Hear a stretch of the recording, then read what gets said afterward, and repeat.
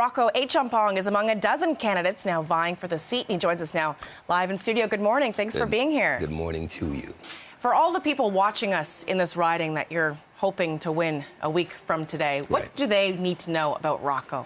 Well, they need to know that Rocco has a track record of delivering for everybody that he serves, and he's looking to serve Spadina Fort York, specifically because we need clean and safe streets. Traffic is the biggest ward-wide issue, and I think it's time for us to experiment with the congestion fee, which has been shown to reduce traffic by 30 to 40% in the City of London example, and brings in a revenue of roughly $1.2 billion. What is the congestion fee? Well, the congestion fee simply takes a look at where the traffic cluster is. As you know, Spadina Fort York is the face or the image we project to the world. It's our export to the world, the Toronto skyline.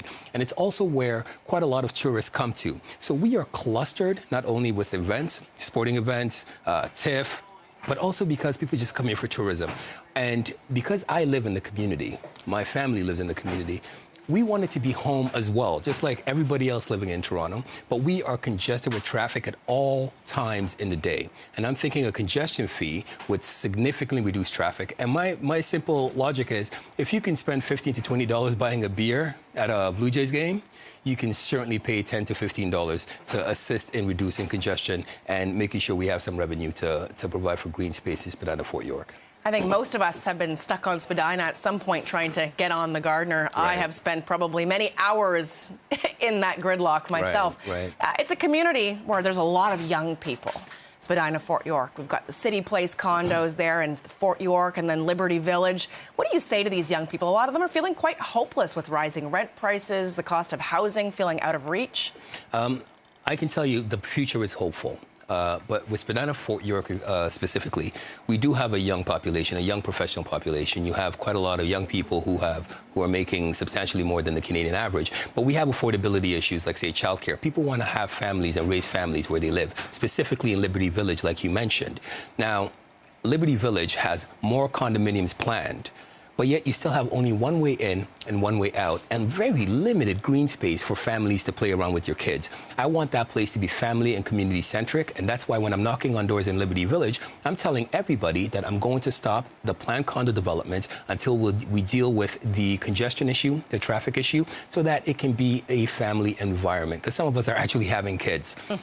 As you're knocking on doors, it's tough to get young people out to vote. Right. So how do you do that? How do you connect with them to ensure that these young people that you're talking to actually make it to the polls on Monday?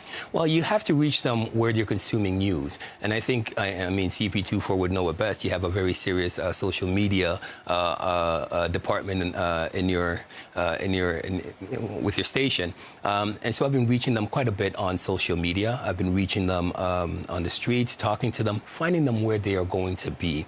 And then you'll find that, you know what, they are just as invested in our city, in Spadina Fort York, as the older generation. And quite candidly, they want to have a say in it. So the connection has been there. So far, there's been pledges to show up to vote, and I'm expecting a very serious turnout for them to come out. And we've also made it fun for them, right?